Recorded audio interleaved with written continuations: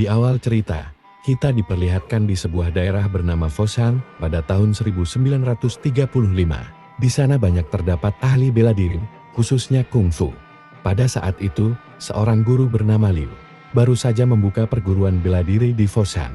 Untuk menguji kemampuannya, Guru Liu menghampiri ahli kungfu yang cukup terkenal di Foshan, yaitu bernama Ip Man. Guru Liu berharap dapat mengalahkannya, agar dapat menarik perhatian banyak orang, sehingga dia bisa menjadi terkenal. Meski awalnya Ip Man menolak tantangan itu, namun, karena Guru Liu terus memohon, akhirnya Ip Man menerimanya.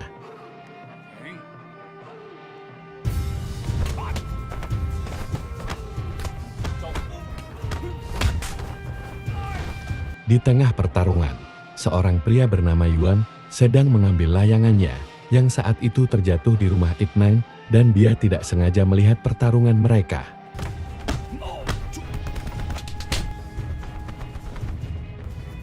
Pertarungan itu dimenangkan dengan mudah oleh Ip Man, dan Guru Liu memohon kepada Ip Man untuk merahasiakannya dari siapapun, agar reputasinya tidak buruk. Ip pun mengiyakannya.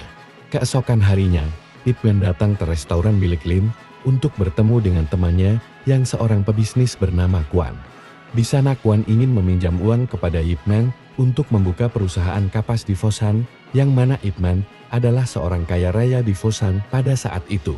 Tak lama Yuan datang ke restoran Lin dan memberitahu semua orang atas kekalahan Guru Liu.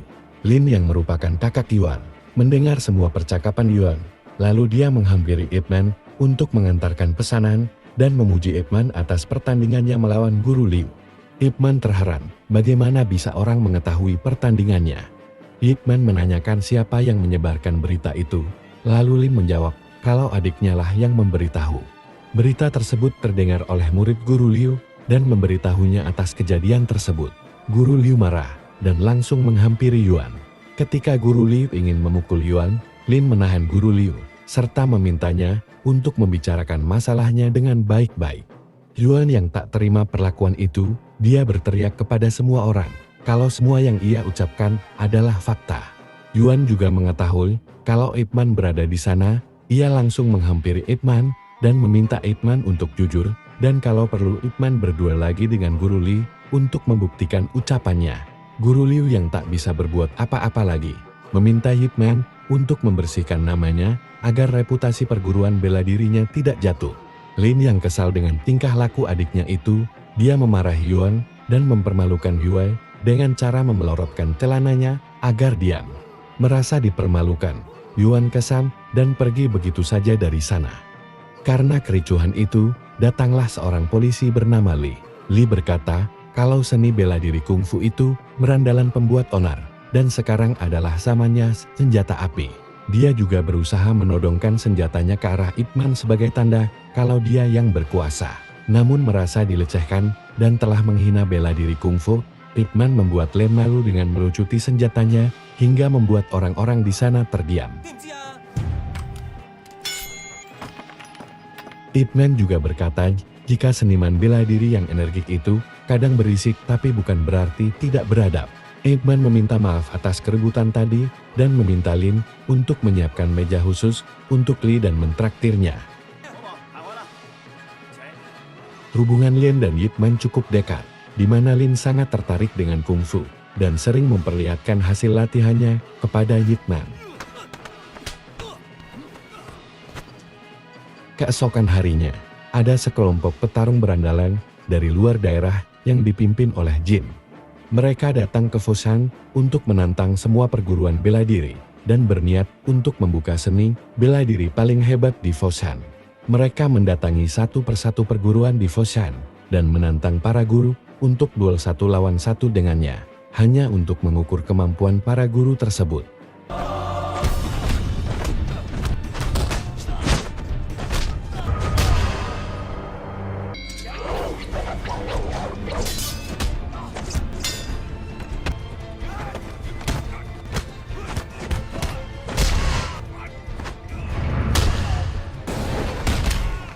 Seluruh guru di Foshan dikalahkan oleh Jin dengan mudah. Bahkan sombongnya Jin berkata, kalau kungfu di Foshan sangatlah payah. Melihat kericuhan yang terjadi di pusat kota, Lin datang ke rumah Ip Man dan memberitahunya atas kejadian tersebut. Di lain tempat, saat Jade dan anak buahnya makan mie, mereka beberapa kali menghina kemampuan guru bela diri di Foshan. Mendengar itu, penjual mie tersebut memberitahu mereka kalau Jin dan anak buahnya belum tentu dapat mengalahkan guru terhebat di Foshan, yang tidak lain adalah Ip Man. Merasa terhina, Jin marah dan langsung pergi mencari keberadaan Ip Man. Singkat cerita, Jin tiba di rumah Ip Man dan langsung menantangnya duel untuk menunjukkan siapa yang terhebat. Tak hanya itu, Jin berkata kalau dia akan membuka sekolah bela diri setelah dia mengalahkan semua guru bela diri di Foshan, termasuk Ip Man. Namun Ip Man menolaknya dan mengatakan jika ingin membuka perguruan, tidak perlu adanya keributan. Kesal dengan penolakan tersebut, Jin menghina Ip Man dengan mengatakan kemampuan Ip Man seperti perempuan dan pengecut. Bahkan mengalahkan Ip Man tidak perlu menggunakan kedua tangannya. Karena merasa dilecehkan, istri Ip Man yang bernama Chen langsung marah dan mengizinkan Ip Man bertarung.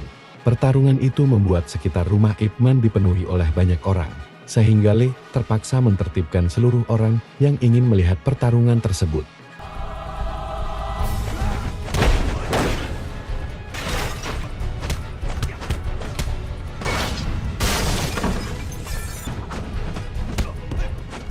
Ip Man yang awalnya hanya bertahan, setelah anaknya tiba-tiba datang dan berkata kepada Ip Man untuk cepat mengalahkan Jin. Agar perabotan milik ibunya tidak banyak yang rusak, Ip Man pun akhirnya serius saat duel.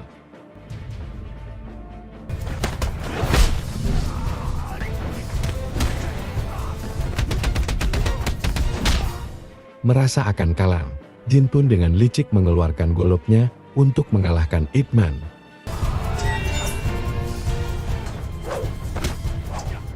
Namun hal itu tidak membuat Ip Man takut dan Ip Man membalasnya hanya dengan menggunakan rotan.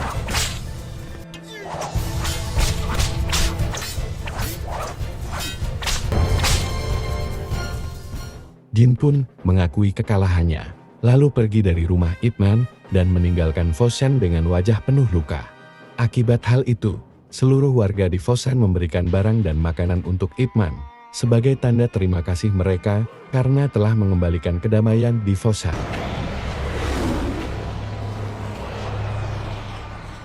3 tahun kemudian, tepatnya tahun 1938, tentara Jepang menjajah Cina termasuk Foshan dan merusak berbagai bangunan hingga populasi warga Foshan yang awalnya 300.000 menjadi 70.000 karena banyaknya pembunuhan dan penindasan terhadap warga Foshan. Sekarang Ip Man dan keluarganya tinggal di sebuah rumah kecil karena kediaman Ip Man disita untuk dijadikan markas tentara Jepang. Hari demi hari Ip Man dan keluarganya mengalami kesengsaraan, bahkan untuk makan pun susah. Karena beras mereka semakin sedikit dan juga istrinya sedang sakit, terpaksa Ip Man mencari kerja. Dengan susah payah, akhirnya Ip Man bekerja di sebuah penambangan batu bara, dan dia tak sengaja bertemu dengan Liu. Saat mereka makan siang, Ip Man teringat keluarganya dan menyisakan ubi miliknya untuk ia bawa pulang, dan ia hanya meminum air. Lin yang melihat itu, dia tak tega dan memberikan setengah ubinya kepada Ip Man. Ip Man menanyakan tentang Yuan, dan Lin berkata kalau dia tidak pernah bertemu lagi dengannya semenjak dia mempermalukan Yuan di depan umum. Di tengah obrolan, Lin tersadar jika kotak kaleng miliknya hilang. Dia pun panik dan berusaha mencarinya. Tak lama datang para tentara Jepang. Salah satunya yaitu Kolonel 1. Ternyata semenjak dijajah, Lee menjadi seorang penerjemah untuk tentara Jepang. Kedatangan para tentara Jepang di sana untuk mengajak para rakyat Cina untuk mengikuti turnamen bela diri dengan imbalan sekantung beras. Banyak dari pekerja tambang itu tertarik termasuk Lin. Namun Ip Man menyarankan Lin untuk tidak ikut, tapi Lin tetap dengan pendiriannya dan berpesan pada Ip Man untuk mencarikan kotak kalengnya yang hilang. Mereka semua dibawa ke markas Jepang, yang saat itu dipimpin oleh Jenderal Miura. Di sana, terdapat beberapa karateka yang akan dilawan oleh orang Cina untuk mendapatkan beras. Di saat itu, ternyata Guru Liu sedang berada di sana, dan berhasil menang melawan salah satu karateka tersebut. Melihat keahlian petarung Cina yang cukup bagus, Jenderal Miura tertarik dan ikut bertanding, hingga memerintahkan Lee untuk mencarikan 3 orang lawan untuknya. Lipon pada akhirnya memilih 3 orang dan salah satunya adalah Lin.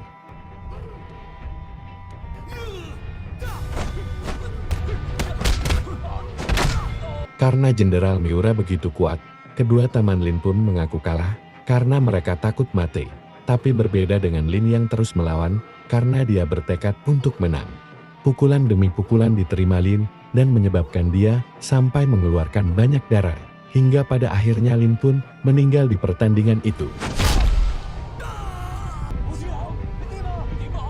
Keesokan harinya, Ip Man menemukan kotak kaleng Lin. Dan Ip Man menanyakan keberadaannya kepada pekerja lain. Sayangnya mereka semua tidak tahu keberadaan Lin dan tak lama, Li datang dengan maksud dan tujuan yang sama seperti kemarin. Ip Man pun menanyakan keberadaan Lin kepada Li, tapi Li mengelak dan menjawab tidak tahu. Ip Man curiga dan merasa dibohongi Li. Dia pun ikut ke turnamen tersebut untuk mencari tahu kebenarannya. Setibanya di sana, Ip Man melihat Guru Liu yang sedang bertanding. Guru Liu yang saat itu kurang puas melawan 1 orang. Dia meminta untuk melawan 3 orang sekaligus, dan permintaan itu pun dikabulkan oleh Jenderal Miura.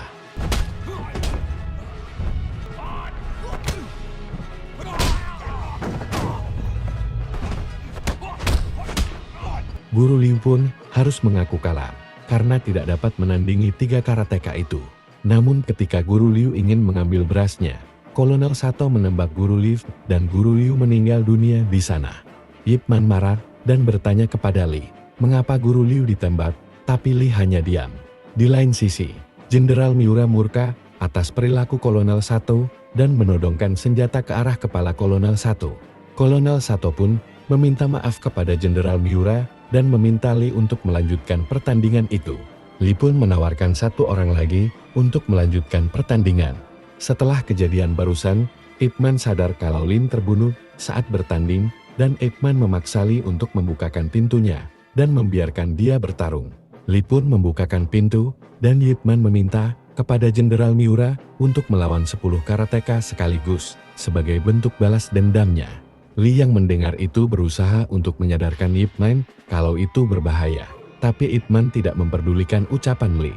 Kolonel Sato dan Jenderal Miura pun dibuat heran oleh Ip Man, dan Kolonel Sato memerintahkan karateka itu untuk melawan Ip Man.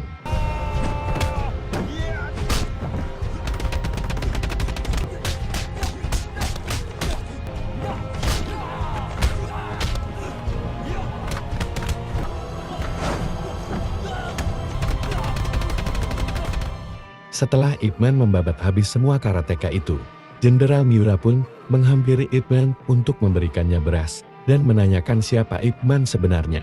Namun Ip Man hanya menjawab kalau tujuan dia kemari bukan untuk beras dan dia hanya orang Cina biasa. Ip Man pun pergi dengan membawa ubi dan beras milik mendiang Guru Liu. Ip Man pun memberikan beras tersebut kepada keluarga Guru Liu, dan saat Ip Man keluar, dia bertemu dengan Li lalu menamparnya. Ip Man menganggap kalau Li adalah seorang pengkhianat. Li tak terima dan berkata jika dia hanya seorang penerjemah yang ingin bertahan hidup. Ip Man tidak peduli dan pergi begitu saja. Sesampainya di rumah, Ip Man memberikan ubi tadi kepada istrinya. Istrinya yang melihat tangan Ip Man memar, ia pun langsung mengobatinya dengan minyak bulus. Keesokan harinya di tengah hutan, Jin dan anak buahnya merampok sebuah truk yang berisi kapas dari pabrik Quan. Lalu Jin pun pergi ke pabrik Quan untuk menukar kapas hasil rampasannya itu dengan uang. Namun Quan menjawab kalau dia tidak punya uang dan membuatnya Jin marah hingga memukuli Quan sampai babak belur. Anak Quan yang bernama Cho pun langsung pergi ke rumah Ip Man untuk meminta pertolongan. Jin pun berkata akan kembali lagi untuk menagih uang tersebut dan mereka pun pergi. Sayangnya saat Ip Man tiba, Jin dan anak buahnya sudah pergi. Setelah kejadian itu, Quan berpikir kalau seni bela diri itu juga penting untuk mempertahankan diri. Lalu Quan pun memohon kepada Ip Man untuk melatih kungfu kepada semua pegawainya. Para pegawai itu juga memohon diajari kungfu agar mereka tidak dipukuli lagi. Ip Man iba melihat mereka tertindas dan Ip Man pun mau mengajari mereka kungfu. Di markas Jepang, Jenderal Miura bertanya kepada Li, mengapa Ip Man tidak pernah datang lagi dan bertanya di mana keberadaan Ip Man. Karena Lee berniat melindungi Ip Man, dia selalu beralasan dan membohongi Jenderal Miura. Kolonel Sato kesal mendengar berbagai alasan Lee. Ia pun memukul Lee hingga babak belur. Pada akhirnya Jenderal Miura mengutus mereka berdua untuk mencari Ip Man. Tak butuh waktu lama, Kolonel Sato dan Lee menemukan tempat tinggal Ip Man. Di sana Lee mengatakan, jika Jenderal Miura ingin melawan Ip Man, tapi Ip Man menyuruh Lee untuk pergi karena sudah muak dengan Lee. Saat Chen tak sengaja menjatuhkan sebuah panci, Kolonel Sato menengok ke arah Chen dan tertarik dengan kecantikannya. Kolonel Sato pun menghampiri Chen, namun Ip Man langsung memukul Kolonel Sato beserta anak buahnya hingga pingsan. Lee yang melihat itu, membawa Ip Man dan keluarganya pergi, karena hal itu akan membuat Ip Man dan keluarganya tidak aman. Esok harinya, Lee dipukuli oleh Kolonel Sato karena dia mengira Lee membiarkan Ip Man kabur. Jenderal Miura pun memutuskan semua pasukannya untuk mencari Ip Man hingga ke semua pelosok Foshan. Setelah itu, Lee buru-buru menghampiri Ip Man dan berpesan untuk segera pergi dari Foshan, karena seluruh tentara Jepang sedang mencarinya. Esok hari di pabrik Quan, Jin beserta anak buahnya kembali datang untuk menagih uang kepada Quan.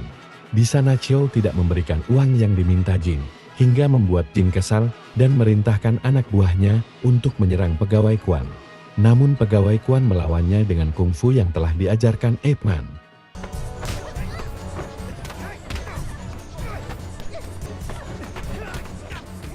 Di tengah perkelahian itu, Ip Man datang lalu memukul satu persatu anak buah Jin.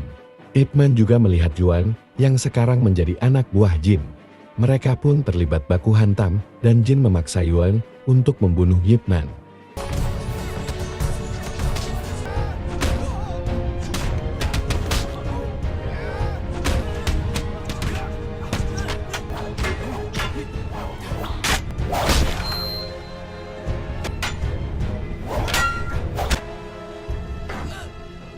Jin dan anak buahnya kalah, dan mereka kabur begitu saja.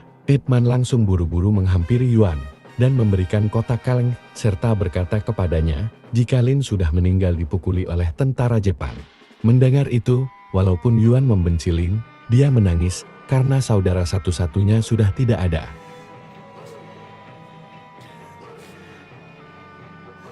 Malam harinya, Lee memberitahu Ip Man untuk tidak pergi ke pabrik kapas, karena banyak tentara Jepang sedang mencari dirinya. Sementara di pabrik kapas, seluruh pekerja dipaksa oleh Kolonel Satu untuk mengatakan di mana Ip Man berada. Tapi Lee menyuruh mereka semua agar tidak mengatakan keberadaan Ip Man. Karena tidak ada yang menjawab, Quan ditarik lalu dipukuli oleh Kolonel Satu. Tak lama Ip Man datang dan menyerahkan diri. Kolonel Satu pun langsung memukulinya dan menodongkan senjatanya ke Ip Man. Tapi hal itu langsung dicegah oleh Jenderal Miura, dan Jenderal Miura meminta Ip Man untuk mengajarkan kungfu Cina ke tentara Jepang dengan tawaran, Ip Man akan dibebaskan dan dijamin hidup sejahtera. Ip Man menolak, dan lebih baik dia melawan Jenderal Miura daripada harus mengajarkan kungfu ke orang Jepang. Hingga akhirnya Ip Man ditangkap dan dibawa oleh tentara Jepang. Sebelum Ip Man pergi, dia berpesan kepada Quan untuk membawa istri dan anaknya untuk pergi meninggalkan Foshan. Singkat cerita, saat di markas Jepang, Kolonel Sato beranggapan kalau Ip Man memiliki motif lain, yaitu akan membunuh Jenderal Miura, dan dia juga meminta izin untuk menembak Ip Man. Jenderal Miura kesal mendengar hal bodoh yang diungkapkan Kolonel Sato, karena beranggapan jika dia menembak Ip Man, sama saja Jepang tidak berani melawan kungfu Cina dan merendahkan martabat Jepang. Jenderal Miura pun bernegosiasi lagi dengan Ip Man agar Ip Man mau mengajari kungfu. Namun Ip Man hanya diam dan tidak berkata apapun, hingga membuat Jenderal Miura kesal dan pergi meninggalkannya. Keesokan harinya, seluruh warga Foshan mengetahui kalau hari ini adalah pertandingan Ip Man melawan Jenderal Miura. Tuan juga membawa Cheng untuk melihat pertandingan suaminya itu. Cheng menyesal dan menangis karena selama dia tinggal bersama Ip Man, dia tidak pernah mendukung Ip Man dalam melakukan apapun yang Ip Man suka. Di lain sisi, pertandingan antara Ip Man dan Jenderal Miura pun diselenggarakan.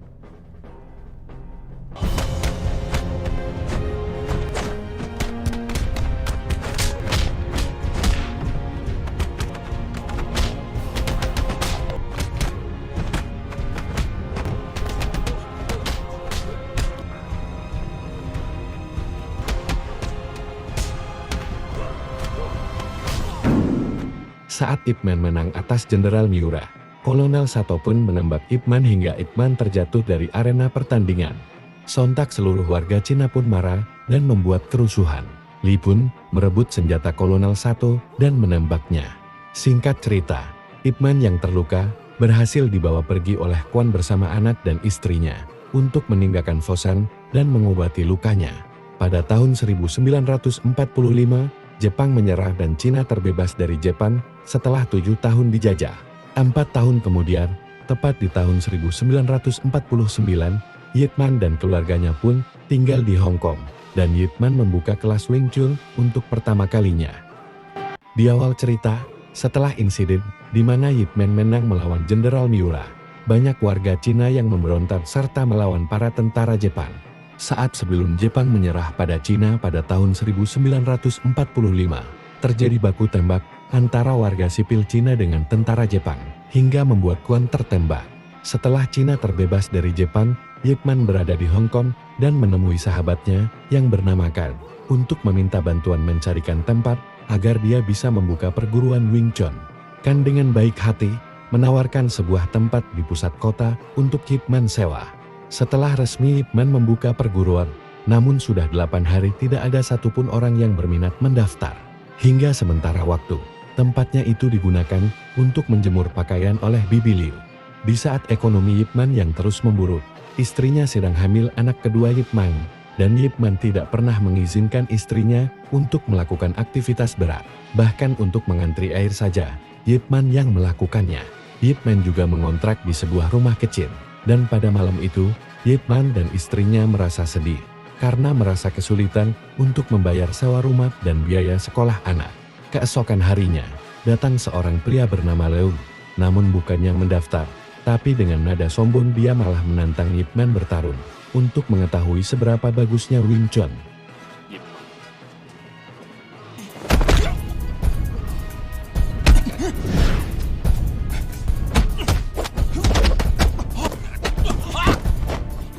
Tanpa kesulitan, hanya dalam beberapa detik saja, Yip Man dapat membuat Lem terdiam.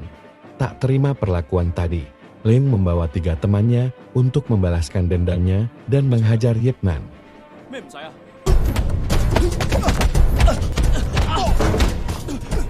Hal serupa terjadi, di mana ketiga teman Lem kalah dan memohon ampun.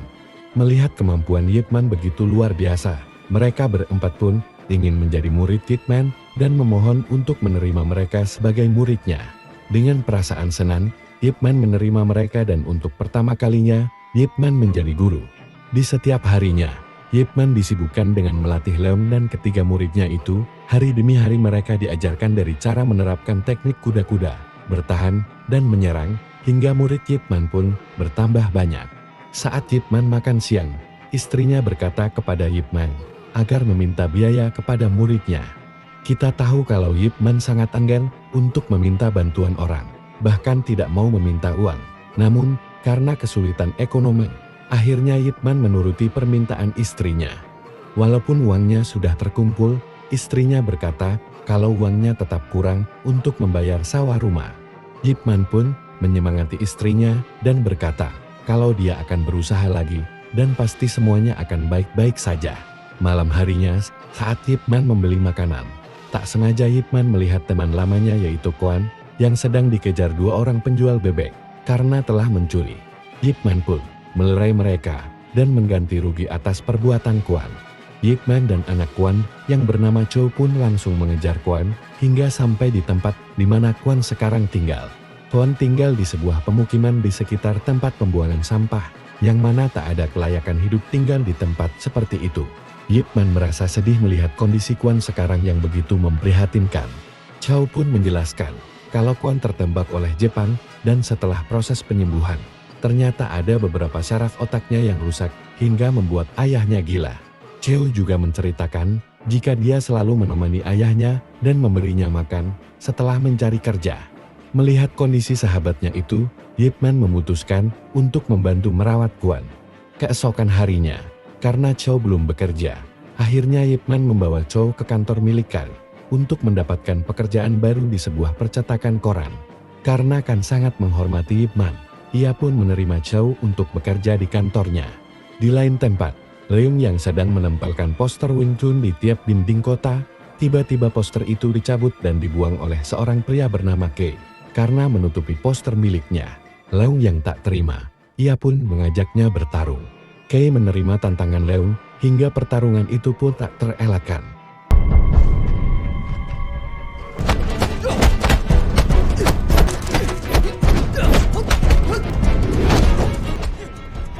Leung pun menghajar habis-habisan Kei. Tapi karena Kei membawa temannya, Leung pun akhirnya dikeroyok dan dibawa ke markas mereka. Saat Yip Man melatih muridnya, datang 3 orang pria mencari Yip Man dan memberitahu kalau Leung telah berbuat onar, dan mereka meminta Yip Man untuk menebusnya di markas mereka. Yip Man pun pergi, dan setibanya Yip Man di markas mereka, dia menanyakan di mana Leung berada. Leung pun dikeluarkan dari kolam ikan dengan keadaan menggigil. Sebelum dibebaskan, Kei meminta uang tebusan kepada Yip Man, akan tetapi Yip Man menolak untuk membayar uang tebusan itu. Alhasil Yip Man dan preman itu terlibat perkelahian.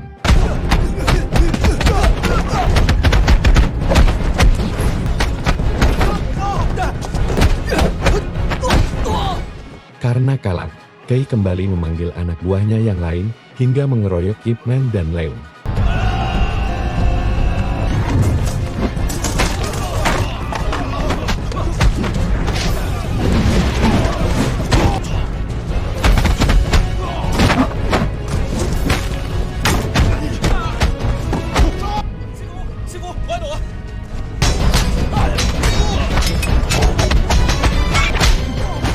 Namun Yip Man berhasil lari dari keroyokan anak buah Kei dengan bantuan Jin, rivalnya dulu ketika di Fosan.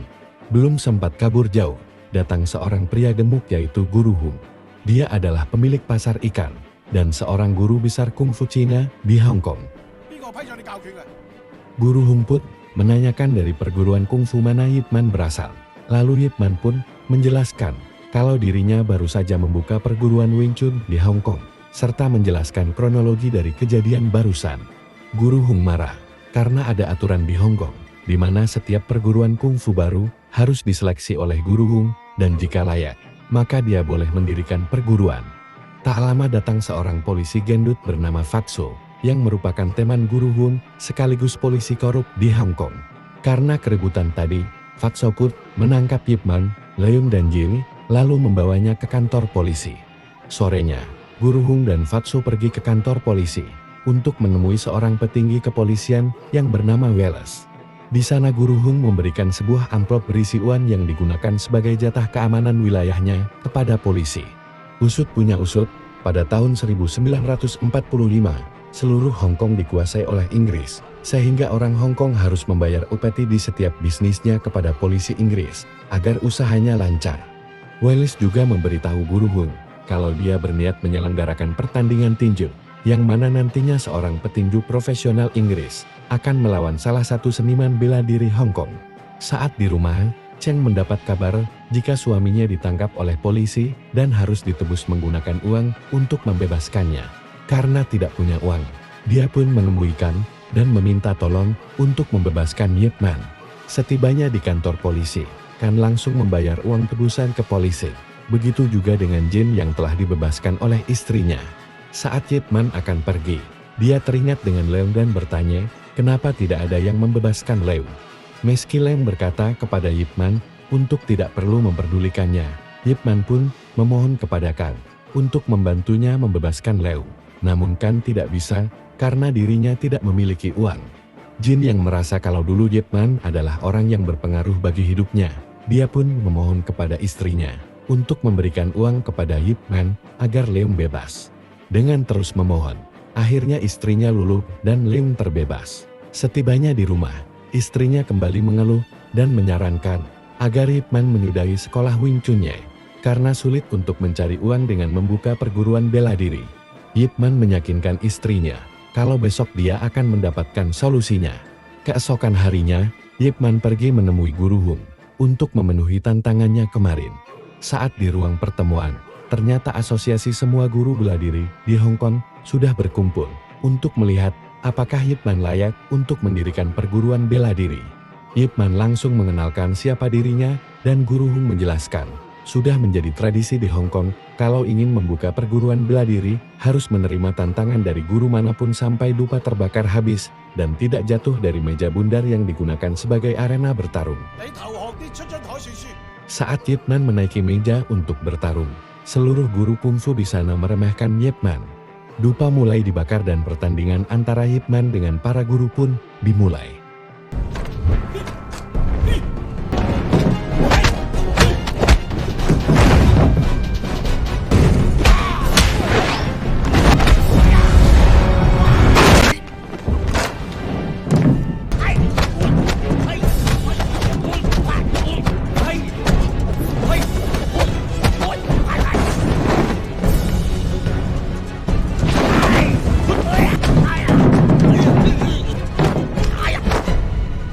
Melihat dua guru itu kalah, para guru terdiam dan tidak ada yang berani untuk melawan Yip Man, hingga akhirnya Guru Hung lah yang turun tangan.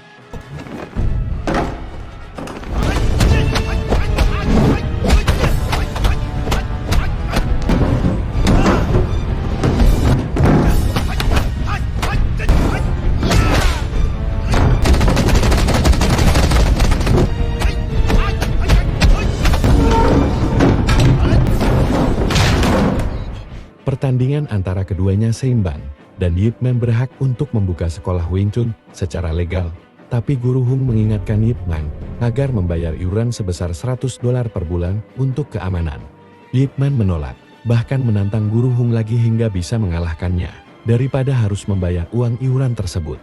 Guru Hung mengingatkan, kalau Yip Man akan mendapatkan masalah, dan Guru Hung juga tidak akan membantunya.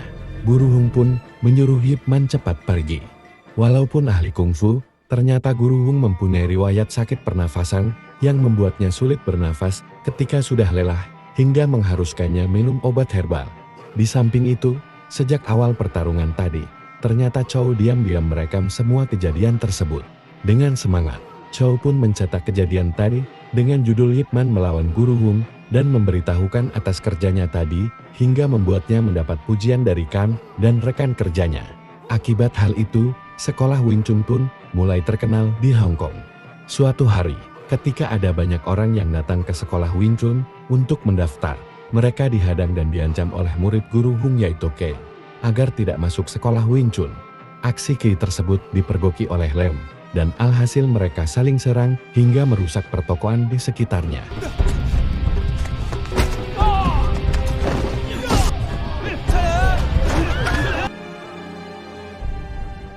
Akibat kejadian tadi, Kan mendapat keluhan dari warga, hingga Kan terpaksa membatalkan sewa rumahnya untuk Yip Man.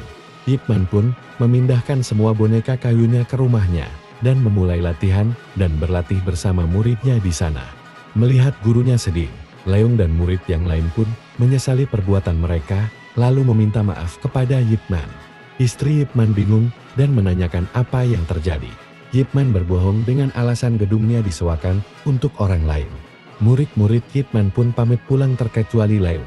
Di saat itu Leung meminta maaf, karena ulahnya, Yip Man telah kehilangan tempat untuk melatih muridnya. Tapi menurut Yip Man, itu bukan permasalahan yang besar, dan dia menjelaskan, kalau seni bela diri jangan berfokus dengan tekniknya saja, akan tetapi harus bisa mengendalikan emosi dan bersikap netral. Yip Man mengetahui kalau masalah tersebut disebabkan murid Guru Hung, dia pergi menghampiri kediaman Guru Hung, dan dengan tegas berkata, kalau dia tidak akan membayar sepeser pun kepada Guru Hung, meski Guru Hung berusaha mengganggu perguruan Wing Chun. Yip Man juga meminta, agar Guru Hung tidak membuat masalah dengan muridnya lagi. Guru Hung tak terima, dia memberitahu Yip Man, jika tanpa menyogok orang Inggris, seni bela diri Cina tidak akan ada di Hong Kong. Yip Man menyalahkan Guru Hung, karena lebih mengutamakan orang asing dibanding rakyat Cina sendiri, serta mengajarkan perilaku buruk kepada muridnya. Mendengar itu Guru Hung marah, dan menantang Yip Man untuk melanjutkan kembali pertarungan kemarin yang belum terselesaikan. Di tengah pertarungan, Yip Man berhasil menyelamatkan anak Guru Hung yang hampir tertendang oleh Guru Hung sendiri. Pertandingan tersebut dihentikan, karena istri Guru Hung meminta Guru Hung untuk makan malam bersama. Di samping itu juga Yip Man menyarankan Guru Hung agar mementingkan keluarga dibanding pertarungan ini. Lalu Ip Man pergi begitu saja. Sekarang Ip Man dan muridnya berlatih Wing Chun di taman terbuka. Namun tiba-tiba Guru Hung datang dan melihat Ip Man berlatih. Ip Man menghampiri Guru Hung dan menanyakan maksud tujuannya ke sini. Guru Hung hanya memberikan sebuah tiket pertandingan tinju barat untuk Ip Man. Lalu dia pergi begitu saja. Setelah itu, Guru Hung pergi ke tempat yang akan diselenggarakan tinju, di mana dia bertanggung jawab untuk mempersiapkan dan mengatur pertunjukan tinju barat. Tak lama datang seorang juara petinju bernama Twister bersama Wallace untuk sekedar melihat-lihat. Ketika sudah hampir selesai, Guru Hung menanyakan bayaran yang dia dapat untuk mengatur pertunjukan tersebut ke Wallace. Namun Wallace malah marah dan Fatso memberitahu kalau tidak ada bayaran alias gratis. Mendengar itu Guru Hung marah. Namun, karena suasana semakin ricuh, Twister memaki Guru Hung dan mengusirnya. Di malam harinya acara pun dimulai. Di sana banyak dihadiri oleh warga Hong Kong dan warga asing. Acara diawali dengan pertunjukan seni bela diri Cina dan memperlihatkan bagaimana gerakan kungfu Cina. Twister yang ingin tahu seberapa hebatnya kungfu Cina, dia pun naik ke atas ring dan meminta salah satu orang untuk memukulnya. Punch me. Karena pukulan kungfu baginya terlalu lemah, Twister menunjukkan pukulannya hingga semua orang di ring itu terkapar. Melihat hal itu, semua warga Hong Kong emosi, lalu mereka kering dan mencoba untuk memukul Twister, hingga akhirnya Ip Man dan Guru Hung pun melerai mereka semua.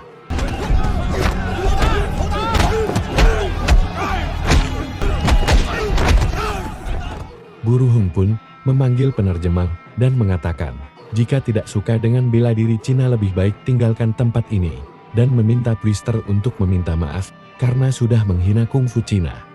Mendengar ucapan itu Twister menolak untuk meminta maaf dan menantang Guru Hung. Twister juga berkata, kalau Guru Hung menang, maka Twister akan meminta maaf atas kejadian tadi. Guru Hung pun menerimanya, hingga pertarungan pun berlangsung. Fight!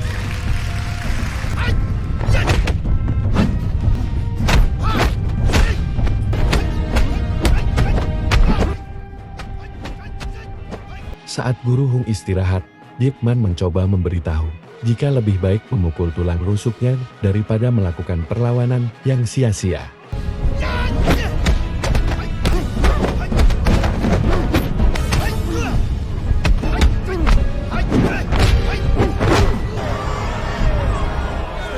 Namun, karena kondisi Guru Hung semakin lelah, hingga membuatnya tidak fokus dan sulit bernafas. Ip Man kembali mengingatkan Guru Hung untuk tidak melanjutkan pertandingan. Tapi Guru Hung menolak, karena baginya, jika Twister hanya menghina dirinya, dia akan diam. Tapi jika dia menghina kungfu Cina, maka dia tidak akan tinggal diam. Guru Hung pun melanjutkan pertarungan, nafasnya mulai tidak beraturan, fokusnya kabur, dan lelah luar biasa. Guru Hung bertubi-tubi dipukul oleh Twister, hingga dia terjatuh. Melihat itu Ip Man berinisiatif ingin menyudahi pertarungan, tapi ditahan oleh Guru Hung.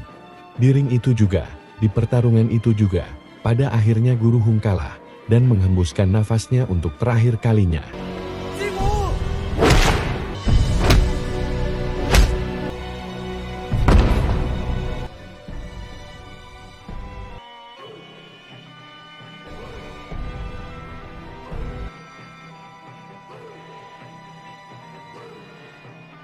Di kantor polisi, Wallace dipanggil atasannya untuk mengklarifikasi berita di koran tersebut dan memintanya untuk mengadakan satu pertarungan tinju lagi untuk membersihkan nama mereka dan tentang Twister yang telah menjelekkan dan menghina rakyat Hong Kong.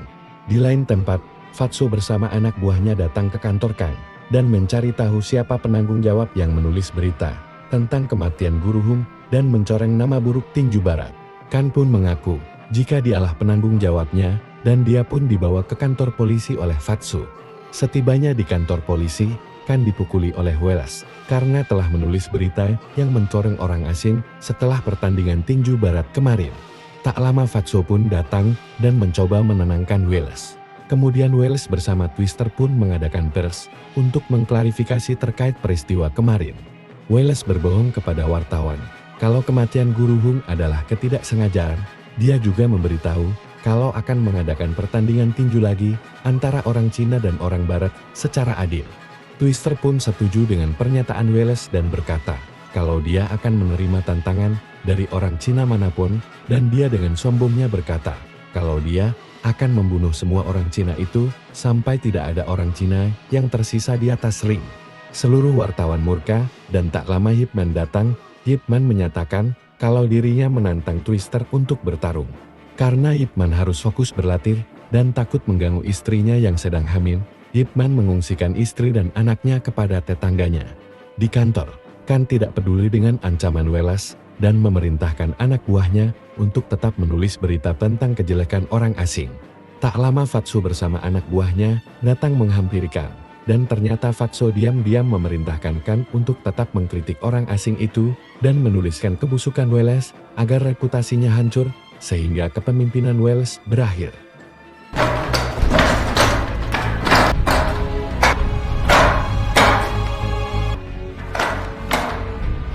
Hingga di hari pertarungan pun tiba, seluruh rakyat Hong Kong melihat, mendengar dan menyaksikan pertarungan itu. Tak sedikit orang yang menyemangati Ip Man agar menang dalam pertandingan itu.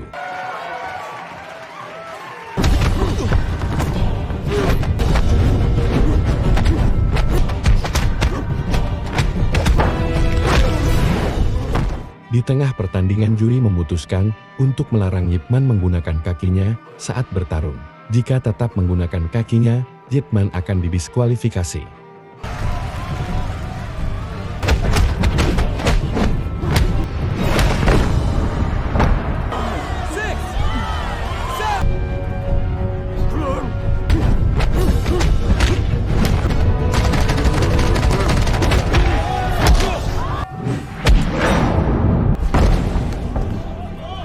Walau berkali-kali Ip Man terjatuh, dia terus bangkit dan melawan Twister, hingga akhirnya Ip Man mampu melumpuhkan Twister, dan warga Cina merayakan kemenangan Ip Man.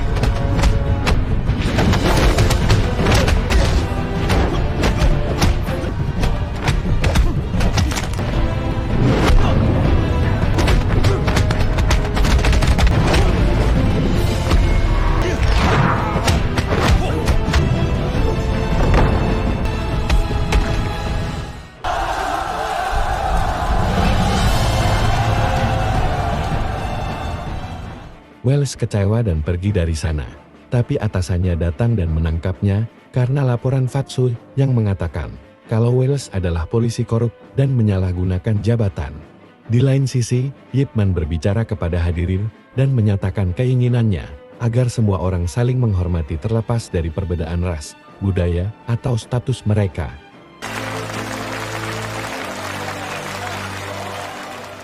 Ip Man lalu pulang menemui istri dan anaknya, dan bertemu dengan putra keduanya yang baru lahir.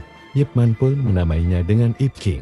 Beberapa waktu kemudian, Chow pergi ke rumah Ip Man dan membawa seorang anak laki-laki bernama Bruce Lee. Bruce bertekad ingin belajar Wing Chun untuk memukuli orang yang tidak dia suka. Tapi Ip Man hanya tersenyum dan menyuruh Bruce untuk kembali lagi jika sudah dewasa. Setelah Ip Man berhasil mengalahkan petinju barat yang arogan, Ip Man tetap melatih Wing Chun dan menjalani kehidupan yang sederhana di Hong Kong.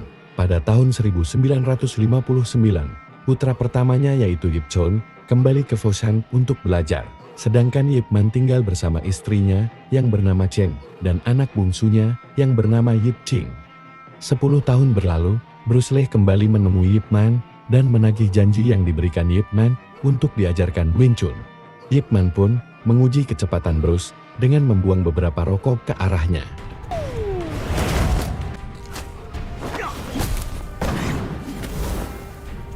Namun kecepatan Bruce sama sekali tidak dapat mengimbangi kecepatan Ip Man. Ip Man hanya diam, lalu membukakan pintu untuk Bruce. Bruce kecewa, lalu pergi begitu saja. Di sekolah, Ip Ching berkelahi dengan seorang anak laki-laki bernama Fon, karena mereka berdua selalu meributkan tentang kungfu. Hal itu memicu keramaian di sekolah, hingga Ibu Wong melerainya dan membawa mereka ke kantor guru. Pihak sekolah memanggil orang tua Ching untuk memberitahu kejadian yang menimpanya. Ip Man dan Chen pun datang, lalu meminta maaf atas perilaku Ching, serta membantu Ibu Wong mengobati mereka berdua. Sedangkan ayah Fong tidak datang, karena ayahnya adalah seorang tukang becak yang sering pulang malam. Merasa bersalah dan tak tega, Ip Man mengajak Fong ke rumahnya. sambil menunggu ayah Fong menjemputnya. Saat di rumah Yip Man, Fong menunjukkan beberapa gerakan kungfu di boneka kayu. Yip Man kagum dan menanyakan siapa yang mengajarinya. Lalu Fong menjawab, kalau ayahnya lah yang mengajarinya. Saat Fong sedang makan bersama keluarga Yip Man, ayahnya datang untuk menjemput Fong dan dia bernama Cheung Tinci. Setelah Tinci diberi penjelasan oleh Yip Man terkait kejadian anaknya, Tinci menyuruh anaknya untuk meminta maaf. Lalu dia pun membawa Fong pulang. Di waktu luangnya, Tinci merupakan seorang seniman kungfu Wing Chun yang menghabiskan waktunya untuk bertarung secara ilegal demi mendapatkan uang dari seorang preman lokal bernama Sang. Sang merupakan kaki tangan dari petinju profesional dan makelar properti bernama Frank. Di saat itu, Frank terus memaksa Sang untuk mengambil alih kepemilikan lahan sekolah. Entah bagaimanapun caranya, lokasi itu adalah tempat di mana Chin dan Fong sekolah, dan Frank berniat mendirikan bisnisnya di sana. Di kedai teh, seorang wartawan bernama Lee sedang mewawancarai guru Tin karena ketertarikannya terhadap kungfu. Bahkan dia memotret semua guru kungfu untuk dia cetak dan mempopulerkan kungfu ke mancanegara. Di sekolah, saat Yip Man menjemput Yip Ching, ia bertemu dengan Tinci. Saat mereka mengobrol panjang lebar, mereka baru sadar kalau mereka berlatih Wing Chun dengan guru yang sama, yaitu Kan Wah Sun. Karena hal itu, di lain waktu, Tinci mengajak Yip Man untuk bertanding 1 lawan 1 sebagai simbol persahabatan. Yip Man pun menerima tantangan tersebut. Saat Yip Man pulang bersama Yip Ching, dia bertemu dengan Sang dan berprasangka buruk terhadapnya saat dia menuju ke sekolah. Saat itu Sang mulai menjalankan misinya, di mana mereka memaksa kepala sekolah untuk menjual sekolahnya. Berkali-kali Sang memaksa, namun kepala sekolah tidak akan pernah menjualnya, hingga membuat Sang marah dan menyiksa kepala sekolah. Tak lama Yip Man datang dan menghajar Sang beserta anak buahnya. Saat Yip Man menelpon polisi sambil menyandra Sang, 2 anak buah Sang menyandra Guru Wong, hingga akhirnya Yip Man membebaskan Sang dan mereka kabur. Di saat polisi datang, Fatso yang saat itu masih bertugas sebagai polisi, ia berjanji akan menyelesaikan kasus tersebut. Dan karena polisi tidak bisa berjaga 24 jam, Fatso meminta Yip Man untuk membantunya. Karena kejadian siang tadi, Sang menyuruh anak buahnya untuk merantai gerbang sekolah sebagai upayanya balas dendam. Akibat hal itu, seluruh siswa dan para guru tidak bisa melakukan aktivitas mengajar. Melihat hal itu, Yip Man meminta muridnya yang bernama Hulip untuk menghancurkan gembok rantai itu, hingga gerbang sekolah pun terbuka. Saat Yip Man melihat anak buah Sang dari kejauhan, ia sadar kalau mereka akan melakukan segala upaya untuk merusak sekolah lagi. Yip Man pun meminta Hulip untuk berjaga di sekolah, untuk mengantisipasi hal tersebut. Saat malam hari tiba, anak buah Sang kembali datang dan melakukan hal yang lebih gila. Mereka membawa minyak tanah dan membakar beberapa area sekolah. Yip Man dan muridnya tidak tinggal diam dan berusaha menghentikan mereka semua.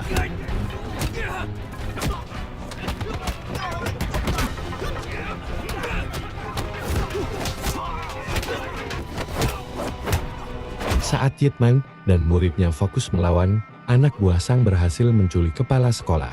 Tinci yang sedang lewat menyadari aksi penculikan tersebut dan melawan anak buah Sang dengan brutal.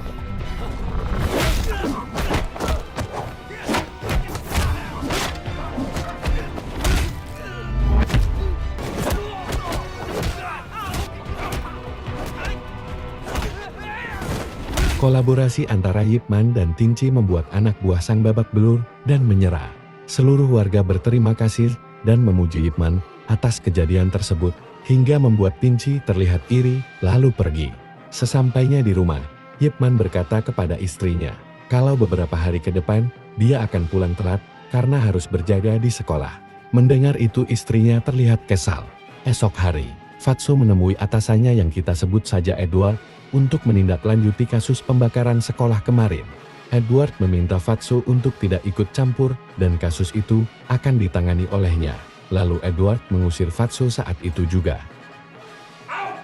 Saat Yip Man sedang berjaga di sekolah, banyak orang yang mengatakan kalau Yip Man seperti satpam. Isu tersebut terdengar oleh Guru Tin yang merupakan guru dari Sang. Guru Tin sangat marah. karena selama ini Sang menggunakan kungfunya hanya membuat banyak masalah di Hong Kong. Guru Tin pun menghampiri markas Sang untuk memberi pelajaran, meski Ip Man sudah beberapa kali mengingatkan Guru Tin untuk sabar. Saat tiba di markas Sang, Guru Tin memarahi Sang dan memakinya dengan kata-kata kasar hingga membuat Sang marah dan balik memaki Guru Tin hingga membuat Guru Tin menamparnya. Sang yang berusaha menusuk Guru Tin menggunakan pisau dapat dicegah oleh Yip Man hingga seluruh anak buah Sang berusaha menghajar Yip Man dan Guru Tin.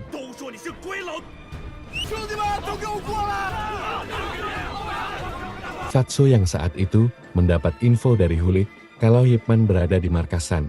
Ia segera pergi dan di waktu yang pas, Fatso berhasil menghentikan kericuhan di markas San.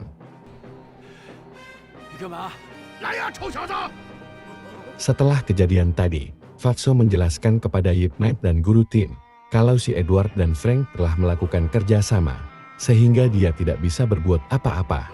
Yip Man bersikeras akan melakukan segala upaya untuk melindungi sekolah, karena Yip Man tidak akan pernah terima jika orang asing terus menindas rakyat Hong Kong hanya karena uang semata. Di luar sepengetahuan Yip Man, saat istrinya di rumah, dia mengalami sakit pada perutnya hingga pergi ke toko obat untuk membeli obat. Namun, karena tak kunjung membaik, Cheng pergi ke dokter untuk memeriksa penyakitnya. Setelah diperiksa, dia begitu kaget karena penyakit yang dia derita adalah kanker. Bahkan saat ingin memberitahu Yip Man, Cheng melihat Yip Man sedang dipuji-puji oleh ibu-ibu, hingga membuat Cheng mengurungkan niatnya dan memilih untuk pulang ke rumah.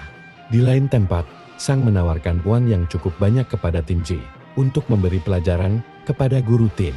Tin Chi awalnya menolak, namun karena dia butuh uang untuk membuka sekolah kungfu, akhirnya Tin Chi menerimanya.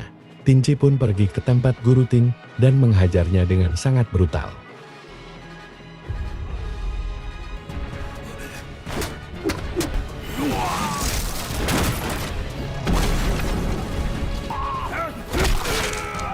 Akibat hal itu, Guru Tin masuk rumah sakit dan Sang meminta suster untuk menelpon Yip Man dan mengabari tentang kondisi Guru Tin. Hal itu dilakukan Sang agar Yip Man pergi ke rumah sakit dan Sang dengan mudah menculik beberapa anak di sekolah, termasuk Yip Ching dan Fong. Aksi Sang dipergoki oleh Guru Wong dan Hulik hingga Hulik berusaha menghentikannya. Namun dia malah babak belur dan Sang meminta Hulik untuk membawa kepala sekolah ke markasnya jika tidak ingin melihat para anak tersebut dijual. Saat Yip Man kembali ke sekolah, Guru Wong memberitahukan apa yang terjadi. Yip Man marah dan langsung datang ke markas Sang seorang diri. Saat Yip Man menyadari kalau Yip Ching yang diculik, dia bahkan rela bersujud di hadapan para anak buah Sang. Tak lama Tin Chi datang setelah mendapat kabar dari Guru Wong dan meminta Sang untuk melepaskan anaknya tersebut. Sang lalu melepaskan Fong. Setelah itu, Tin Chi dan Fong pun pergi meninggalkan markas Sang. Tak cukup sampai di sana, Sang berusaha menyiksa Yip Man dengan cara melawan 10 anak buahnya. Tapi jika Yip Man memukul anak buahnya, maka anaknya yang akan disiksa. Namun Yip Man tidak sebodoh itu. Yip Man menjauh dari pandangan Sang hingga dia leluasa untuk melawan anak buah Sang.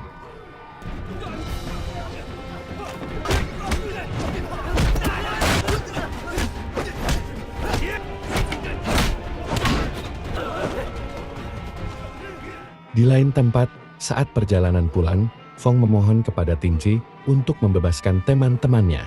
Tin Chi pun kembali, lalu menghajar Sang dan para anak buahnya.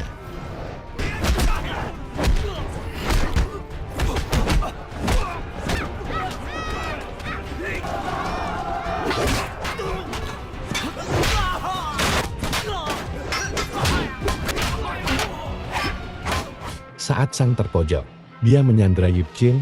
Namun Yip Ching langsung menggigit lengan Sang dan berhasil kabur. Yip Man langsung berusaha melindungi Yip Ching hingga tak lama banyak polisi dan wartawan datang. Tapi sayang Sang berhasil kabur.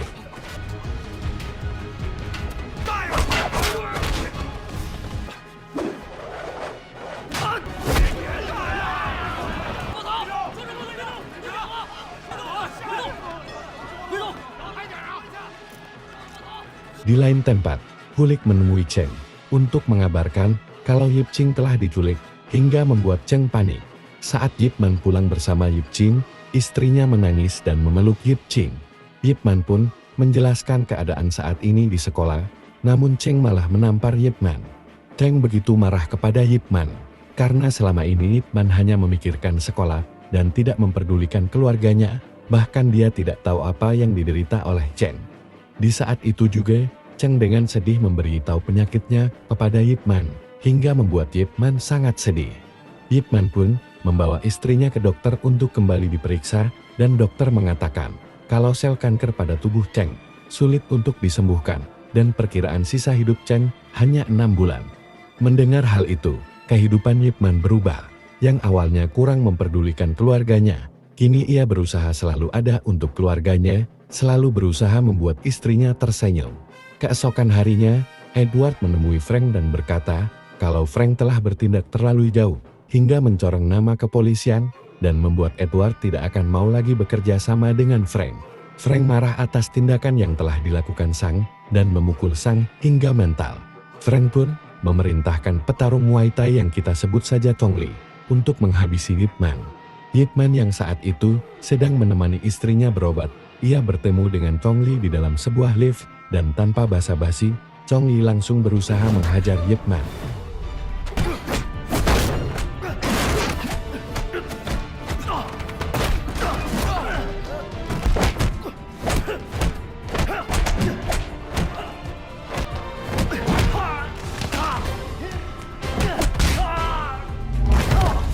Chong Li kalah, dan Yip Man menyuruhnya pergi. Saat di rumahan, Fatso menemui Yip Man dan memberitahunya kalau Frank telah merencanakan sesuatu untuk menghabisi Yip Man. Bukannya merasa takut, Yip Man malah pergi menemui Frank untuk menyelesaikan semua kekacauan yang telah Frank perbuat. Dengan tegas Yip Man menanyakan apa yang diinginkan Frank dari sekolah itu. Karena tak ada satupun anak buah Frank yang dapat menghabisi Yip Man, Frank menantang Yip Man. Jika Yip Man dapat bertahan dalam waktu 3 menit, maka dia tidak akan mengganggu sekolah itu lagi.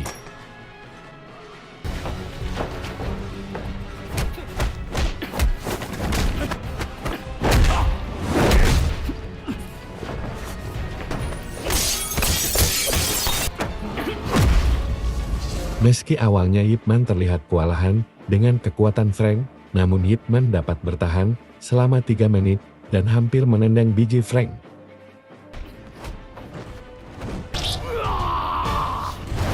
Tanpa berkata apapun, Yip Man pergi begitu saja. Di lain tempat, setelah Tin Chi memiliki cukup uang, ia menyewa tempat untuk membuka sekolah Wing Chun. Karena sekolah Wing Chun Yip Man lebih terkenal, Tin Chi menemui Li dan menyogoknya agar membuat berita tentang sekolah Wing Chun-nya yang lebih hebat daripada Yip Man. Namun Li menolak karena ucapan Tin Chi tidak terbukti. Mendengar hal itu, Li pun membuktikannya dengan melawan para guru kungfu di Hong Kong agar dirinya terkenal seperti Yip Man.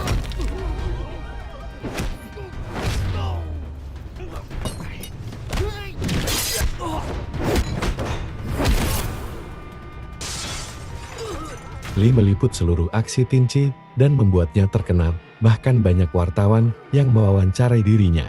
Dalam sesi wawancara, dengan nada sombong, Tin Chi menantang Yip Man untuk membuktikan siapa yang paling hebat dalam kungfu Wing Chun di Hong Kong. Seluruh koran di Hong Kong memuat berita tentang tantangan Wing Chun Tin Chi melawan Yip Man. Namun, saat Yip Man yang saat itu sedang menemani istrinya berobat, dia sedang membaca koran dan tidak memperdulikan tantangan itu. Cheng yang melihat Yip Man pura-pura tidak melihat tantangan itu, dia terheran dengan perubahan suaminya itu. Yip Man lebih memilih untuk menghabiskan waktunya untuk menemani istrinya berobat dan membuat istrinya selalu bahagia di sisa hidupnya. Mengetahui kalau istrinya suka menari, Yip Man diam-diam pergi ke tempat kursus menari untuk berlatih. Namun ternyata, guru menari di tempat itu adalah Bruce. Bruce mengetahui jika Yip Man ingin belajar menari, dia membuat kesepakatan dengan Yip Man, di mana Bruce akan mengajarkannya menari jika Yip Man menjadikan Bruce sebagai muridnya. Yip Man berkata, kalau tempo hari saat Bruce menemuinya, Yip Man tidak menolaknya, dan itu sebuah kesalahpahaman. Mendengar itu Bruce tersenyum. Saat di hari pertarungan Wing Chun Yip Man melawan Tin Chi diselenggarakan, seluruh guru kungfu dan wartawan berkumpul di pusat kota Hong Kong. Mereka ingin melihat pertarungan antara dua legenda Wing Chun untuk menunjukkan siapa yang terhebat. Namun Yip Man lebih mementingkan menari bersama istrinya, tanpa memperdulikan hal lain. Karena sudah berjam-jam Tinci dan para media menunggu kedatangan Yip Man, alhasil Tinci dinyatakan menang. Rasa kekecewaan Tinci membuatnya menghina Yip Man sebagai pengecut yang tidak mewariskan prinsip Wing Chun sesungguhnya. Hal itu membuat suasana kacau hingga polisi harus turun tangan. Di lain tempat, Chang yang kelelahan tiba-tiba jatuh pingsan hingga Yip Man membawanya ke rumah sakit. Dokter mengatakan kalau kondisi Chang semakin buruk dan harus dirawat di rumah sakit untuk beberapa hari. 2 hari kemudian, Chang sadar dan membuat Yip Man sedikit tenang. Hidup Yip Man sekarang dihabiskan untuk merawat Chen, mulai dari membuatnya makan hingga menjuapinya. Saat malam hari, tanpa sepengetahuan Yip Man, Chang meminta anaknya untuk memberikan surat kepada Tinci melalui phone, yang mana surat tersebut adalah tawaran bertarung antara Yip Man melawan Tinci. Saat kondisinya semakin memburuk, Chang meminta Yip Man untuk berfoto bersama. Setibanya di rumah dan berbincang, Chang mengungkapkan semua perasaannya kepada Yip Man, di mana setiap orang berhak merasa bahagia atas apa yang diinginkannya. Chang mengetahui kalau Yip Man ingin sekali melawan Tinci, namun Yip Man tidak memperdulikan hal itu, karena Yip Man lebih memilih merawat Chang. Chang mengatakan kalau dia lebih suka Yip Man yang dia kenal dulu, Yip Man yang berani melawan orang yang menindasnya, Yip Man yang berani melindungi orang yang tertindas. Chang juga memberitahu kalau dia telah membuatkan jadwal pertandingan antara Yip Man dan Tinci. Chang juga meminta Yip Man berlatih di boneka kayunya untuk terakhir kalinya sebelum Chang meninggal. Mendengar itu, sambil menangis, Yip Man menuruti semua permintaan Chang.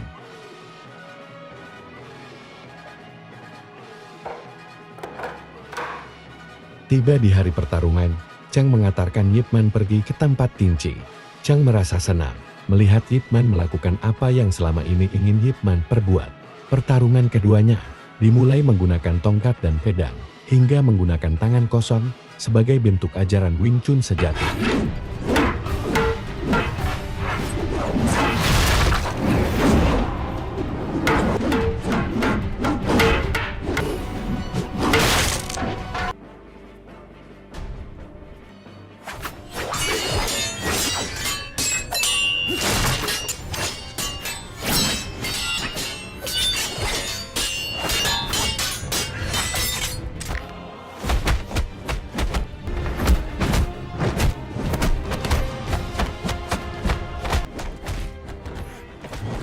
Walau beberapa kali seimbang, hingga mata Yip Man terluka, Yip Man berhasil mengalahkan Tinci dengan pukulan tepat di ulu hatinya.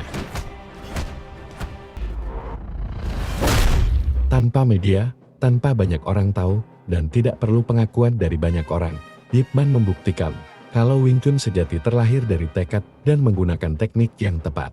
Yip Man pergi meninggalkan Tinci dan berpesan kalau tidak ada yang lebih penting dibanding rasa cinta daripada hanya sekedar pengakuan. Semasa hidupnya, Yip Man begitu mencintai istrinya. Saat Yip Man kaya raya hingga jatuh miskin, saat Jepang menyerang, istrinya lah yang selalu menemani dan mencintainya tanpa melihat fisik dan keadaan. Hingga istrinya jatuh sakit, Yip Man tak pernah lelah untuk merawat dan berusaha membahagiakan istrinya. Selama 6 bulan penuh Yip Man menemani istrinya. Sang meninggal dunia pada tahun 1960 karena kanker yang ia derita, meninggalkan Yip Man, Yip Chun, dan Yip Ching. Kehidupan Yip Man terus berlanjut, dan sekarang Yip Man fokus mengajarkan Wing Chun kepada Yip Ching untuk menuntun hidupnya kelak. Pada tahun 1964, setelah kematian istrinya, Yip Man menemui dokter dan dijelaskan kalau dirinya terkena kanker tenggorokan karena terlalu sering merokok. Dokter meminta Yip Man agar melakukan kemoterapi dan berhenti merokok. Namun Yip Man memilih untuk tetap merokok. Keesokan harinya, saat murid Yip Man berlatih, mereka kedatangan seorang pria bernama Billy. Saat Billy memperbaiki gerakan Wing Chun murid Yip Man, murid yang lain menegur Billy dan menanyakan keperluannya. Billy menjelaskan tujuannya. Namun, karena murid Yip Man tak mengerti bahasa Inggris, Billy pun diusir. Tapi Billy tak terima hingga mereka berkelahi. Saat Billy hendak menendang murid itu, Yip Man datang dan menangkisnya.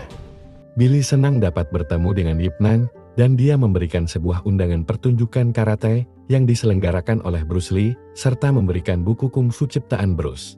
Billy juga berkata, kalau Bruce memiliki sekolah kungfu di Amerika, dan Billy adalah salah satu muridnya. Namun Ip Man hanya menerima buku itu, dan meninggalkan tiket pesawat serta undangan dari Bruce. Karena tak ingin sia-sia, Billy meninggalkan undangan dan tiket pesawat itu ke murid Ip Man, lalu ia pergi. Di sekolah, anak Ip Man yang bernama Ip Chin berkelahi dengan murid lain karena komik miliknya diambil. Akibat hal itu, kepala sekolah memanggil Ip Man dan mengeluarkan Ching dari sekolah.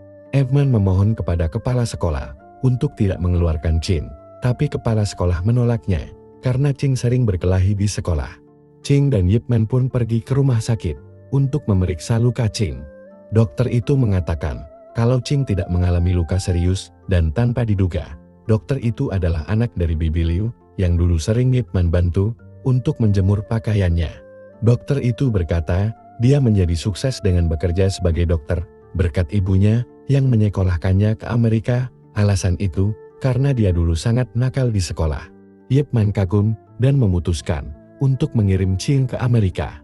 Malamnya, Ip Man mengundang Fatso untuk datang ke rumahnya dan meminta Fatso untuk menjaga Ching saat dirinya pergi ke Amerika untuk mengurus pemindahan sekolah Ching. Hal itu Ip Man lakukan agar Ching dapat bersekolah dengan benar. Meski jauh dari Hong Kong, Ip Man akan menelpon Ching setiap jam 10 malam hanya untuk menanyakan kabar Ching. Namun Ching menolak dengan membentak Ip Man kalau dirinya hanya ingin belajar kungfu. Mereka pun berdebat hingga Ip Man menampar Ching. Lalu Fatso pun mengusir Ching untuk keluar agar Ip Man dapat meredam emosinya. Singkat cerita, Ip Man pergi ke Amerika untuk mencari informasi sekolah Ching dan memenuhi undangan dari Bruce. Saat tiba di San Francisco, Ip Man dijemput oleh Kan, yang merupakan teman baiknya dulu. Saat di perjalanan, Kan bercerita jika banyak warga Cina yang tinggal di Amerika dan sekolah di sini. Ip Man menjelaskan tujuannya datang ke Amerika kepada Kan. Lalu Kan memberitahu Ip Man, jika orang Cina ingin bersekolah di Amerika, maka dia harus mendapatkan surat rekomendasi dari ketua asosiasi. Kan pun mengantarkan Ip Man ke tempat presiden asosiasi warga Cina. Setibanya di tempat asosiasi, Ip Man bertemu teman lamanya yaitu Guru Lau. Kan juga memperkenalkan Ip Man kepada guru yang lain. Namun terlihat kalau wajah para guru di sana tidak senang dengan kehadiran Ip Man. Setelah dijelaskan oleh Kan mengenai maksud tujuan Ip Man, presiden asosiasi bernama Ketua Wan meminta Ip Man untuk memberi Bruce hukuman dan menghentikan semua tindakan Bruce, mengingat Ip Man adalah guru dari Bruce. Karena Bruce telah mengajarkan kungfu Cina ke orang Amerika dan menerbitkan buku kungfu dengan bahasa Inggris. Sebagaimana aturan di asosiasi, kungfu hanya boleh diajarkan kepada rakyat Cina. Ip Man membantah dan berkata, apa salahnya mengajarkan kungfu kepada orang asing?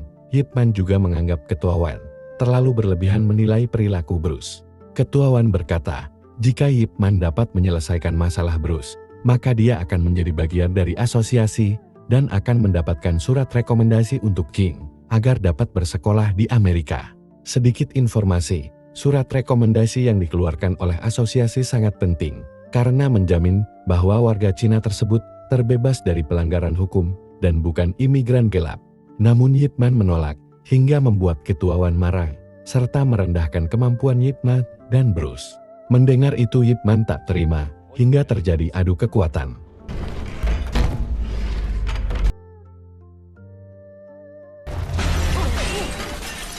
Setelah keributan barusan, Ip Man lalu pergi begitu saja dan diantarkan oleh Kan ke penginapan. Kan juga meminta maaf kalau guru di asosiasi tidak memperlakukan Ip Man dengan baik. Tapi bagi Ip Man itu tidak masalah. Kemudian Ip Man menelpon anaknya. Namun yang mengangkat adalah Fatso, karena Ching sendiri masih marah dengan Ip Man. Sementara itu, Guru Wan memiliki seorang putri bernama Yona. Yona sendiri tidak pernah senang jika dia diajarkan kungfu oleh ayahnya. Namun, karena ayahnya selalu memaksa, mau tidak mau dia melakukan apa yang ayahnya suruh. Keesokan harinya, Kan membawa Ip Man ke tempat temannya untuk meminta tolong agar dapat menuliskan surat rekomendasi untuk Ip Man. Namun temannya itu menolaknya karena dirinya tidak mau menjamin orang yang tidak dia kenal. Kan dan Yip Man pun pergi, dan Kan meminta maaf kepada Ip Man karena belum berhasil membantunya. Malamnya, Yip Man datang ke turnamen karate untuk melihat pertunjukan Bruce.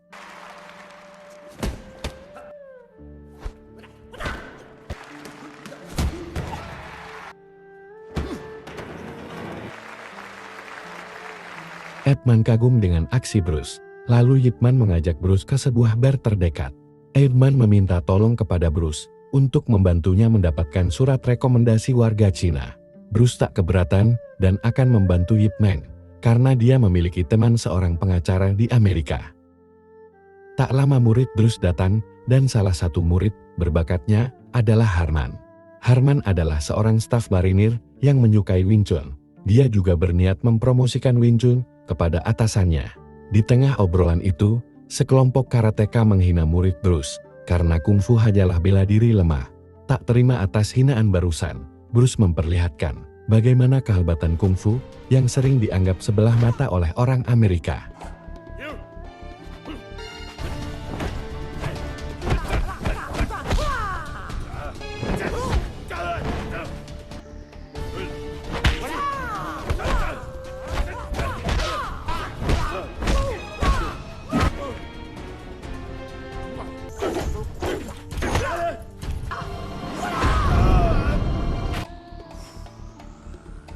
Guru dari karateka itu kalah telak, hingga memuji kemampuan Bruce. Keesokan harinya, Yip Man yang telah menerima surat rekomendasi dari Bruce, dia pergi ke sebuah sekolah swasta, yang secara kebetulan Yona juga bersekolah di sana. Saat Yip Man menunjukkan surat itu, kepala sekolah tidak menerima surat rekomendasi selain dari Asosiasi Warha Cina. Namun kepala sekolah itu mencoba bernegosiasi dengan Yip Man dan mengatakan, kalau Yip Man mau menyumbang $10.000, maka Chin dapat sekolah di sini tanpa perlu surat rekomendasi. Mendengar itu Yip Man terdiam dan memilih pergi meninggalkan kepala sekolah itu. Sementara itu, Yona yang sedang melakukan pemandu sorak berhasil menang dan terpilih sebagai perwakilan sekolah di sebuah kompetisi. Rivalnya yang bernama Becky tak terima dan merasa tidak senang kalau Yona yang menang.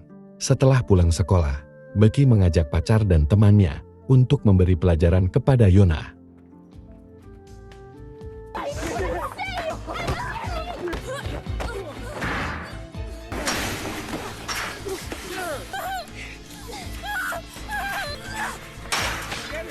Tak lama Yip Man datang dan memukul berandalan kecil itu, bahkan Yip Man mendapat sebuah luka di tangan kirinya karena dia menahan gerbang untuk melindungi Yona.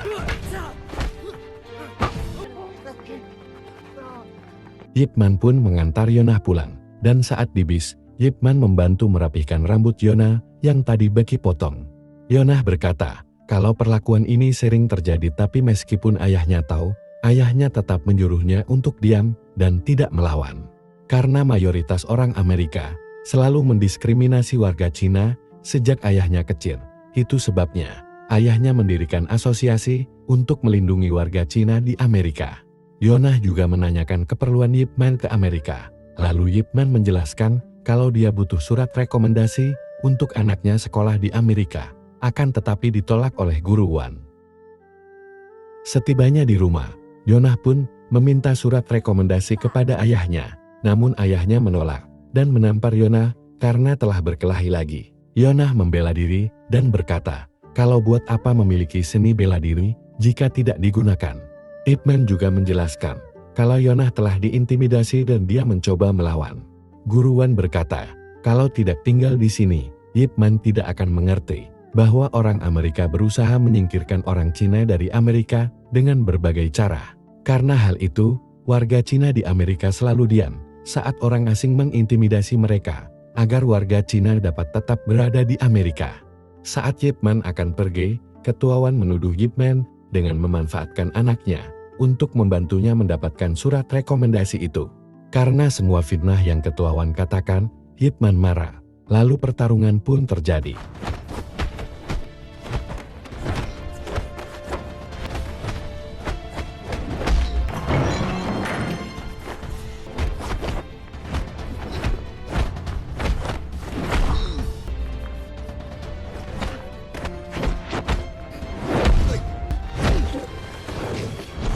Sayangnya, pertarungan itu terhenti karena adanya gempa bumi.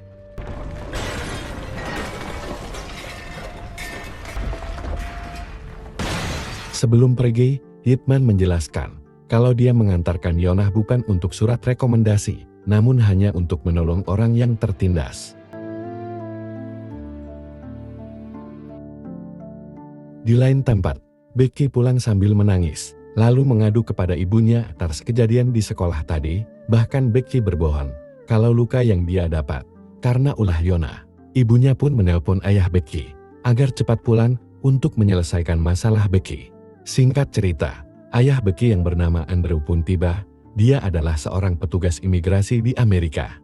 Ibu Becky menyuruh Andrew untuk mengusir para warga Cina di Amerika dengan laporan penganiayaan.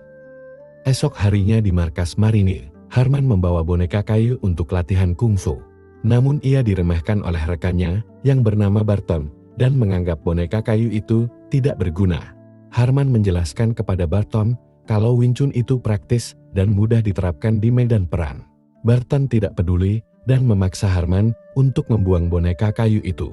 Harman menolak dan berkata kalau Barton lebih baik diam jika tidak tahu apa-apa tentang kungfu. Mendengar itu Barton murka dan membuat kesepakatan kalau Harman dapat mengalahkan pelatih karate di markas marinir yang bernama Colette. Maka Barton mengizinkan Harman untuk menaruh boneka kayu itu di markas.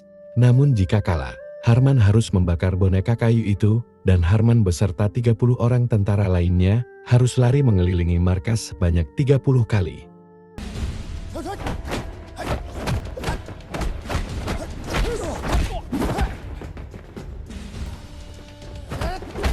Dan hasilnya, Harman kalah dari Colette, hingga boneka kayu itu pun dibakar oleh Barton.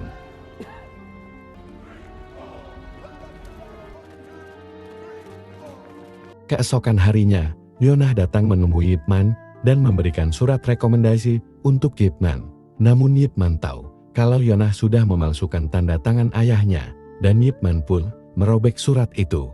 Yonah yang sedikit kecewa, dia mengundang Ip Man untuk datang ke acara festival pertunjukan kungfu, dan Ip Man pun menerimanya.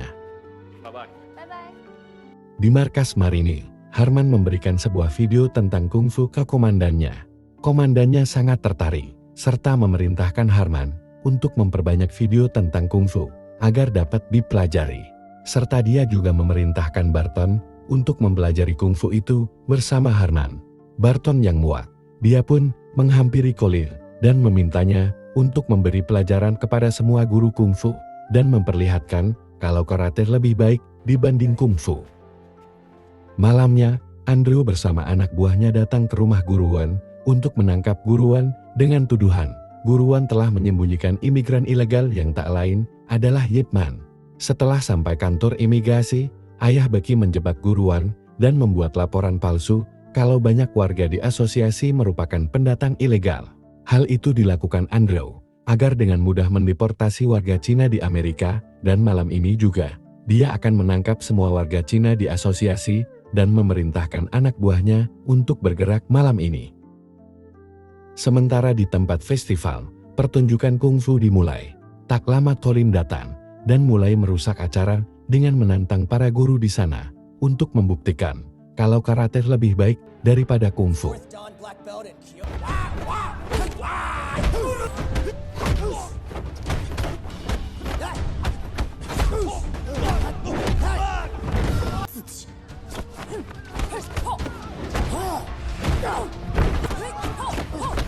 Satu persatu guru kungfu di sana dikalahkan oleh Colin, dan tak lama saat Colin ingin membunuh salah satu guru kungfu, Colin dihalau dan dikalahkan oleh Ip Man.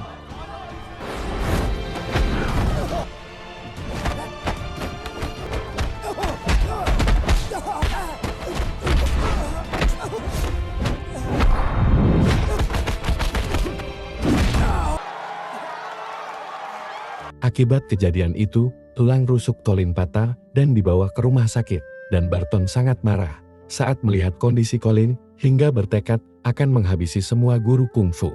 Tak lama, paman Yonah datang dan memberitahu Yonah kalau ayahnya ditangkap oleh petugas imigrasi. Ip Man dan Yonah lalu pergi ke kantor imigrasi dan bertemu dengan Billy. Dilly yang mengetahui rencana Andrew, mengingatkan Ip Man untuk tidak ke asosiasi, karena Andrew bersama petugas imigrasi akan menangkap semua warga Cina di sana. Di waktu yang sama, Barton pergi ke asosiasi dan mulai membabi buta dengan memukuli semua orang di sana. Barton juga menanyakan di mana keberadaan Guru Wan, dan setelah mendapat lokasinya, ia pergi menuju ke tempat Guru Wan. Tak lama, Ip Man datang ke asosiasi dan menanyakan apa yang terjadi. Guru Lau pun menjelaskan kalau Barton telah memukuli mereka dan mencari Guru Wan. Lalu Ip Man pun membawa mereka semua pergi agar terhindar dari petugas imigrasi. Saat petugas imigrasi tiba di asosiasi, sayangnya semua warga Cina sudah tidak ada dan Andrew memilih kembali ke kantor imigrasi. Tak lama, Andrew kedatangan Barton dan Barton memaksa Andrew untuk membawanya menemui Ketua Wan. Barton yang berniat untuk membalaskan dendam Colin, dia membawa Guru Wan ke markas marinir untuk dihabisi. Namun tak lama Yonah datang dan menjelaskan ke Andrew apa yang sebenarnya terjadi pada Becky. Yonah juga memohon agar ayahnya diampuni, bahkan Yonah rela berlutut di depan Andrew. Ketua Wan marah dan menyuruh Yonah untuk tidak berlutut di hadapan orang asing. Ketua Wan pun menantang Barton untuk bertarung, lalu mereka pergi menuju ke markas marinir.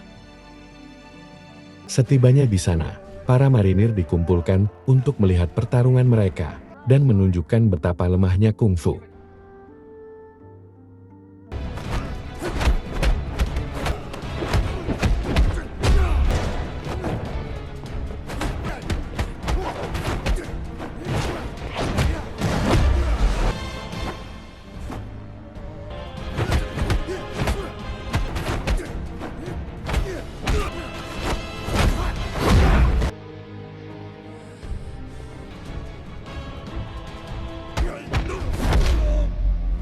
Pukulan demi pukulan brutal yang dilayangkan Barton menyebabkan Guru Wan terluka parah.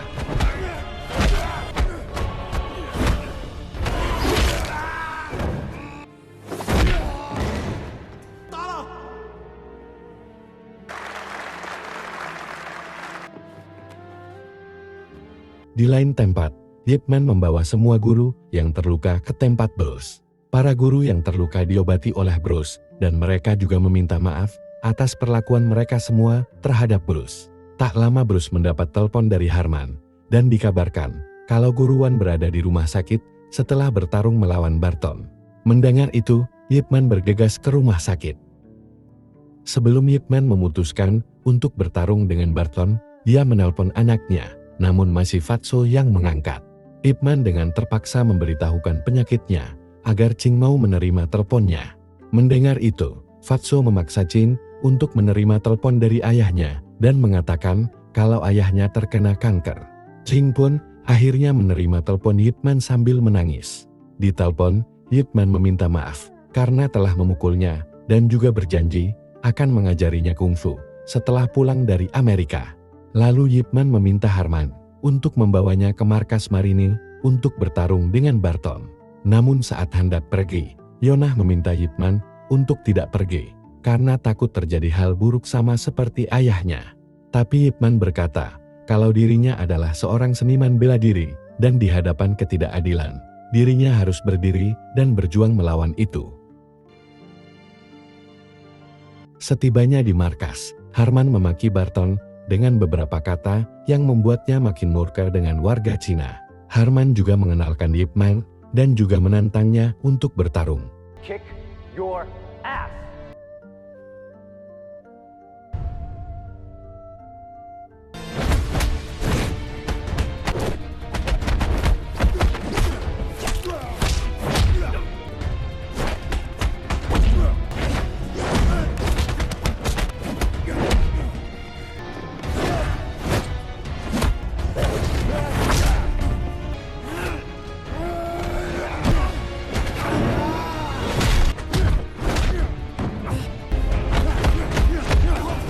Beberapa kali Ip Man terjatuh, namun dia tetap berusaha berdiri.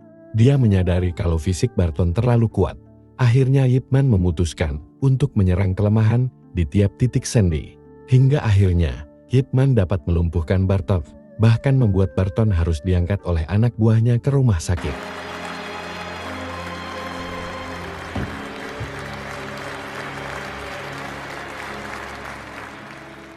Singkat cerita, Ip Man menemui Guruan dan Yonah untuk berpamitan. Di samping itu, Guruan memberikan surat rekomendasi sekolah, tapi Ip Man menolak dan berkata kalau dia tak akan datang ke Amerika lagi. Singkat cerita, saat Ip Man tiba di rumahnya, ia langsung disambut oleh Ching yang telah mengkhawatirkan kondisi ayahnya itu. Ching juga berkata kalau dia tidak ingin ke Amerika dan ingin belajar kungfu. Ip Man yang sekarang sudah tidak ada pilihan lain dan mengerti kalau setiap manusia memiliki keinginan, terlebih sebagai orang tua harus mendukung bakat yang anaknya miliki. Ip Man lalu mengajari Ching kungfu dan memintanya untuk merekam gerakan Ip Man saat dirinya berlatih di boneka kayu untuk terakhir kalinya. Karena sakit kanker yang Ip Man derita sudah parah, membuat Ip Man harus tutup usia pada tanggal 2 Desember tahun 1972 di usianya yang menginjak 79 tahun.